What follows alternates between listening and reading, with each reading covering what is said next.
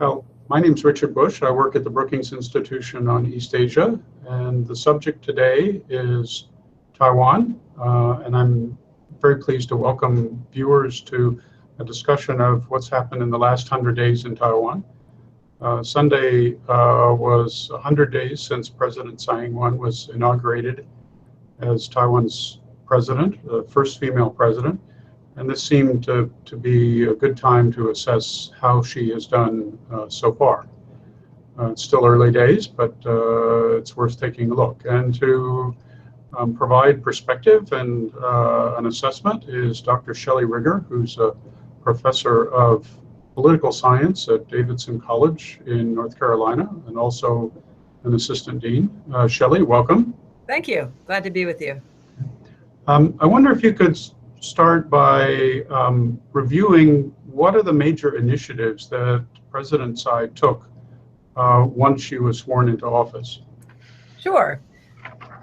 Perhaps the most attention-grabbing thing she's done since her inauguration actually was making a formal apology to Taiwan's Aboriginal peoples, which might not seem like a distance to Taiwan watchers around, outside of Taiwan, but I think sent a strong message to people in Taiwan that, she's really going to be a different kind of president and really going to try and establish a new tone in Taiwan politics. So while it has nothing to do with, grand strategy or economic policy or any of the things that we typically think of as very important, I think the apology to the Aboriginal peoples was a big part of establishing the tone of her administration.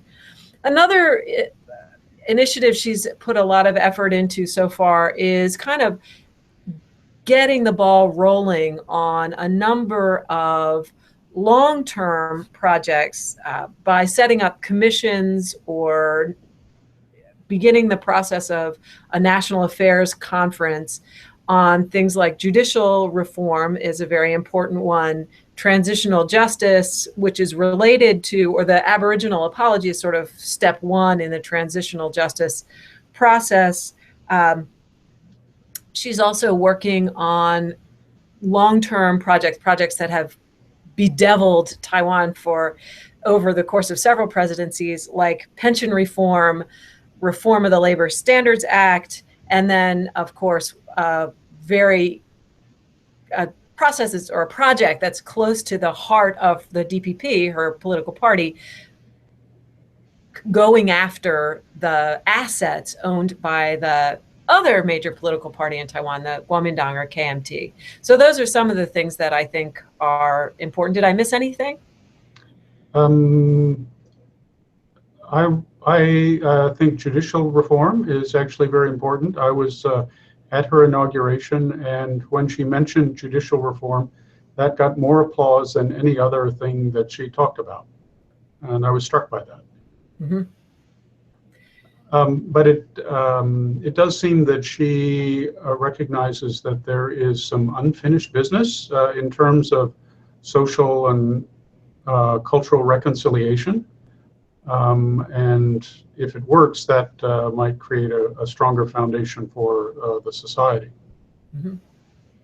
Mm-hmm. What has she not started that one would have expected her to have started? Well, given the amount of attention given to economic issues during the campaign and in all of her kind of self-presentation, I think the economic restart that she would love to be able to accomplish for Taiwan and that Taiwanese citizens would love to experience, the renaissance of Taiwan's green, sparkly economy, that's not really coming along maybe as quickly as we would ideally like, although I think there's never been much illusion on anybody's part that, reinvigorating Taiwan's economy would be something that would be easy to do in a hurry. So she has taken some action already around some of these economic issues. The Labor Standards Act reform of the Labor Standards Act is one example. So I think one of the things that Tsai Ing-wen has tried to put forward as a goal is to improve the quality of life for people in Taiwan. Everybody's been working so hard for so long, long hours, long weeks, long years. Isn't it time that we can rest a little bit or enjoy the fruits of our efforts over all these decades? And so the Labor Standards Act reform calls for adding a flexible day off. So right now, Taiwanese work a 6-day week and a 5-day week. They don't have a 40-hour-a-week standard. They have one week is 40 hours and the next week is actually a 6-day week. So they want to bring it down to an actual 40-hour week. But it turns out that doing that is really hard, and a lot of employers don't like it for the obvious reason, but some workers don't like it either, because they're pretty sure that they're going to be asked to work on the flexible day off, and that they're going to end up, maybe they'll make some overtime pay, but that it's really not going to be that much better than what they have now. So, a pretty straightforward agenda item like that has gotten kind of bogged down in the totally predictable political controversy over what's the right way to do that. So, I think on the legislation front, we can see how difficult things are going to be. And so that may partially explain why her approach has been, to a great extent, to try and build consensus ahead of the legislative process. So, she's proposing commissions on the ones that I collected as I was doing my reading: judicial reform, transitional justice, the Aboriginal issue, and party assets. All of these are projects for which she said we need some kind of commission to figure out what we want to do. And so that's a kind of traditional Japanese style of policymaking, right? You get your ducks in a row ahead of time, and then you put it to the legislature, rather than using the legislature as the sausage machine to make the legislation. But it's a slow moving process. And whenever you say commission, people really start to wonder whether you're ever going to get this thing done. So I would say that looking at areas where we might have expected a different kind of leader to come out of the gate a little bit more energetically, she's come out of the gate somewhat more deliberately. And that is totally understandable given the kind of politician she is. I think we understand that the future health of the Taiwan economy is related very much to Taiwan's relationship with mainland China. And this is yet another daunting challenge for her. How do you think she's done so far on that front?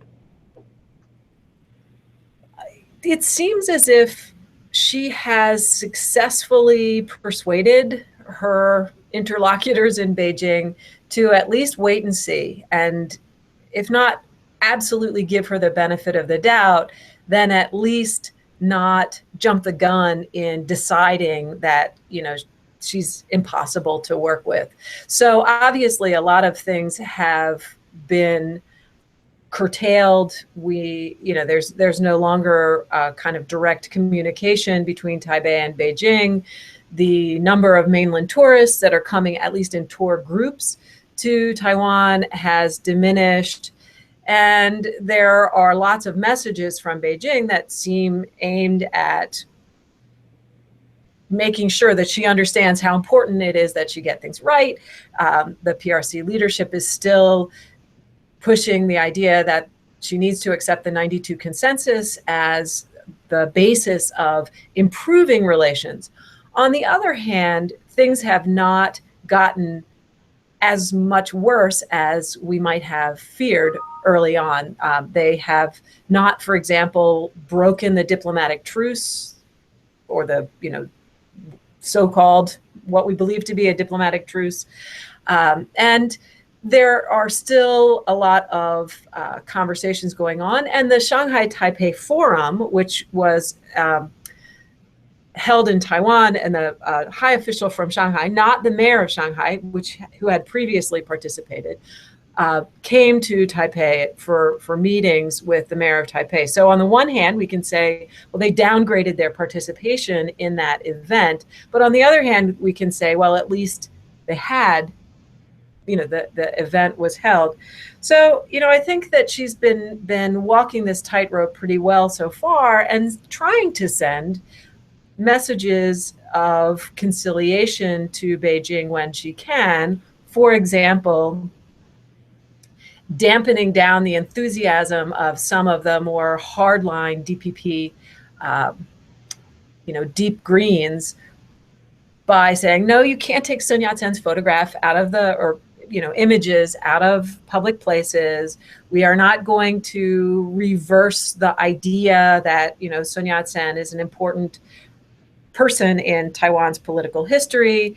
I strongly suspect that she had a role in persuading the DPP to the legislative caucus to put forward a bill on the oversight of cross-strait agreements that referred not to, Taiwan and China, which might be the preference of some people in the DPP, but instead referred to cross-strait relations. So, I think we have to dig a little bit more deeply to find these olive branches, but I think there are some olive branches coming from her side and maybe some coming from the other side as well. Know what you think about that? Well, I really think you're onto something. I think that she, step by step, has expanded the reassurances that she's providing to Beijing.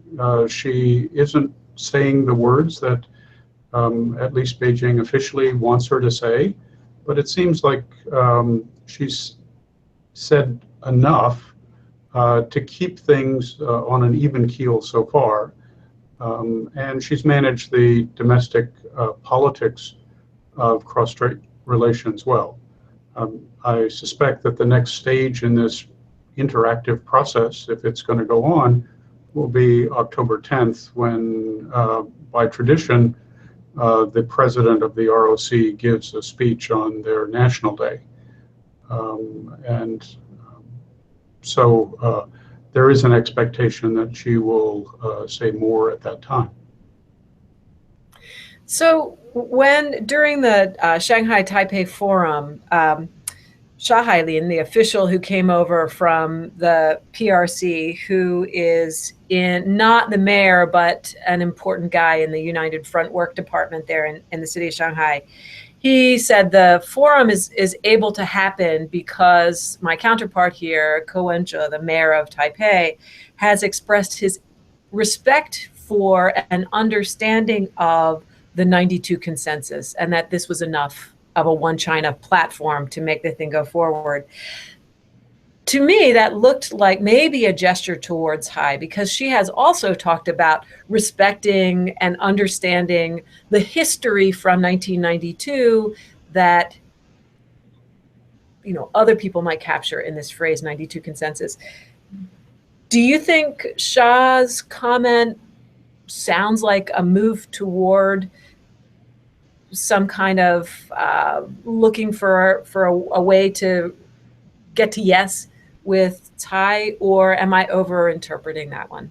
Well, to be perfectly frank, I don't know, but I think one could make a case that this is part of this interactive and reciprocal process. Mr.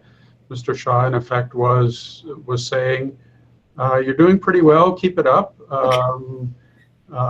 We can get there if we keep at it. So one can only hope that. You mentioned people in her own party, and that's always been a challenge for any DPP leader to cope with the more ideological wing of the party. And now we have this new party, the New Power Party, which in certain respects is as ideological or more ideological than the fundamentalist wing of the DPP. How do you think she's doing in managing those political pressures? I think she's doing really well, actually.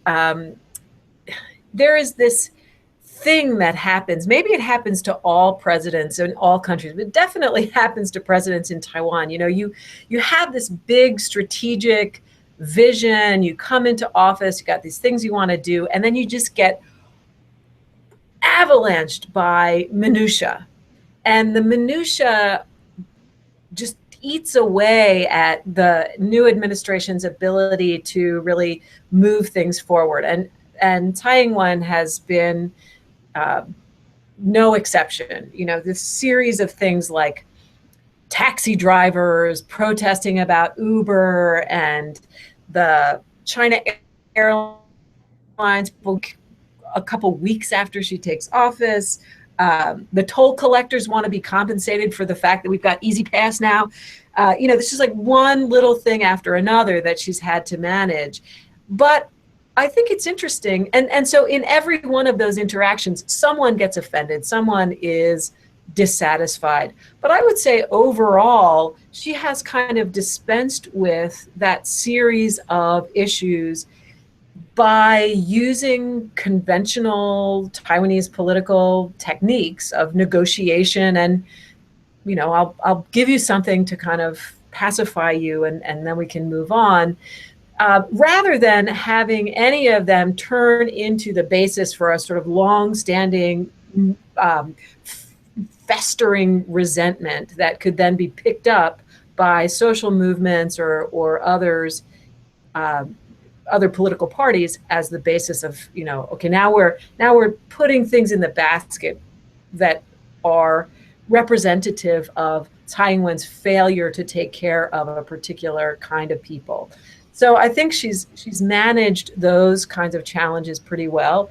And then within the DPP, you know, she's had challenges. Xie Changting wants to apply for UN membership under the name of Taiwan, even though her Minister of Foreign Affairs has said we're going to try to get into the substantive organizations of the UN and not try to actually seek UN membership under any name. So, you know, they're throwing pebbles from the sides, but I would say she's keeping her line pretty straight despite those pressures.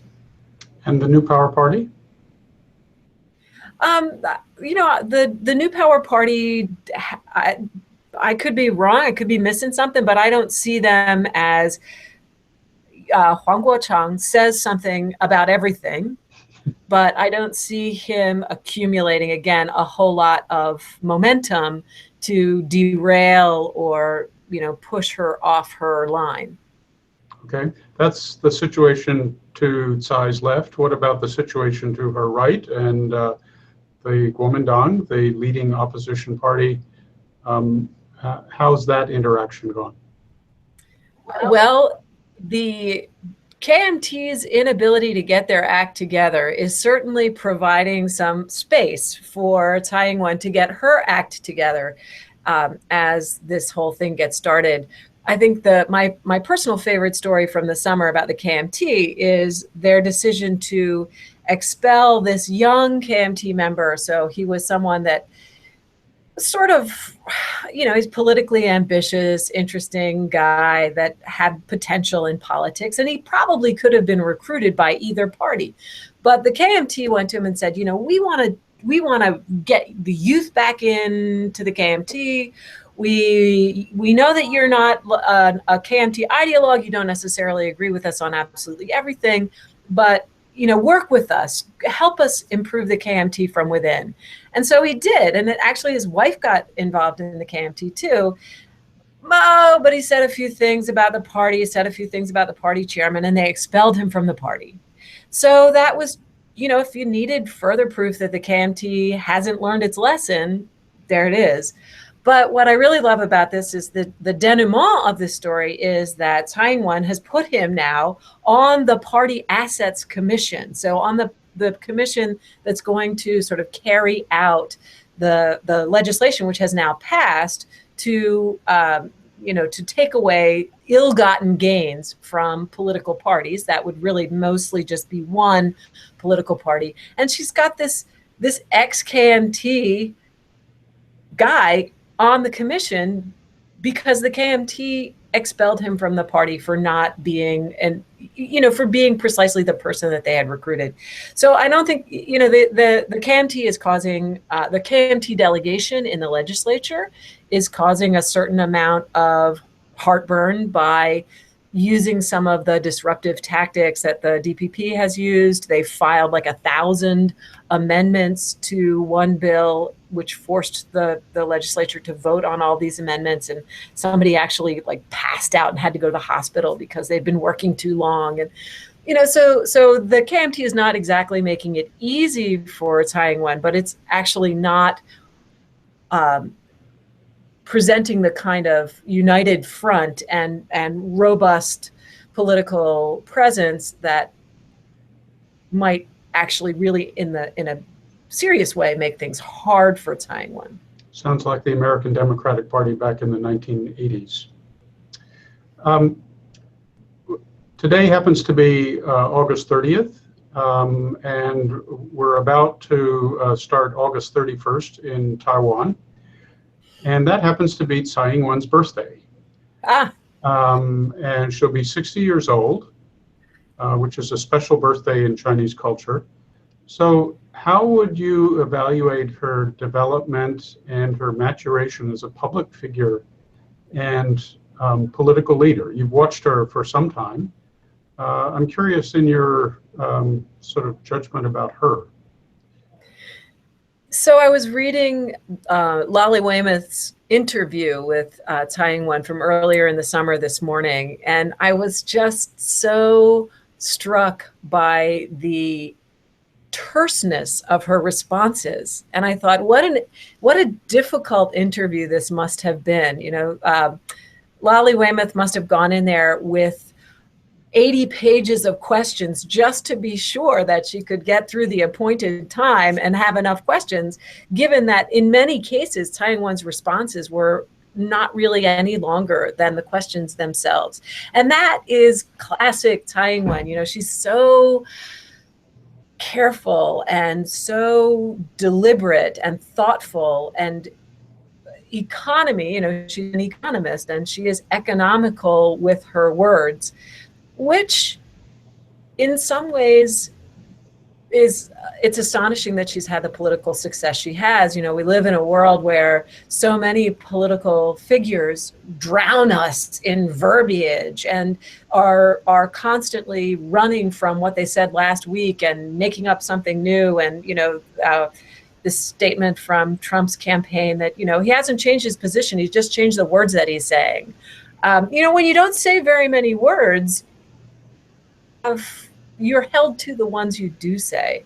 So I find Tsai Ing-wen to be very unusual as a politician in the sense that she is so economical with her words. And yet we've seen at moments, most recently with her inaugural address, but then also the apology to the Aboriginal peoples, she really can connect with ordinary people. She manages to be simultaneously this very and cerebral figure, but also someone who can make a connection. And I think that was one of the challenges for Ma Ying-jeou throughout his presidency. He could do the cerebral, but he never was able to connect. And I remember how those minutia events in the early months of his presidency undid him.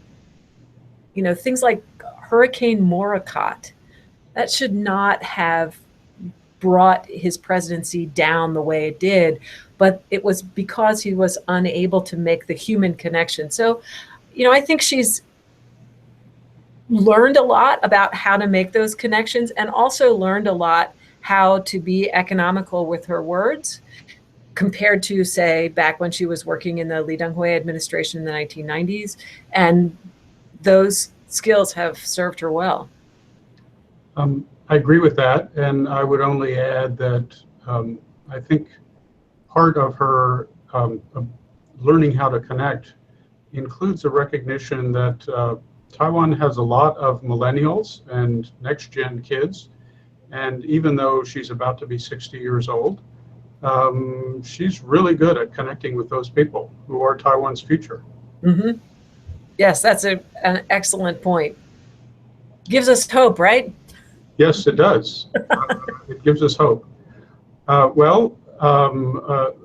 Join me in wishing Tsai Ing-wen a happy birthday. Yes, happy birthday. Thank you very much for joining me today. It's been an excellent conversation, and perhaps we can get together again. Very good. Thanks. Thanks so much. All right. Bye-bye. Bye. Oh.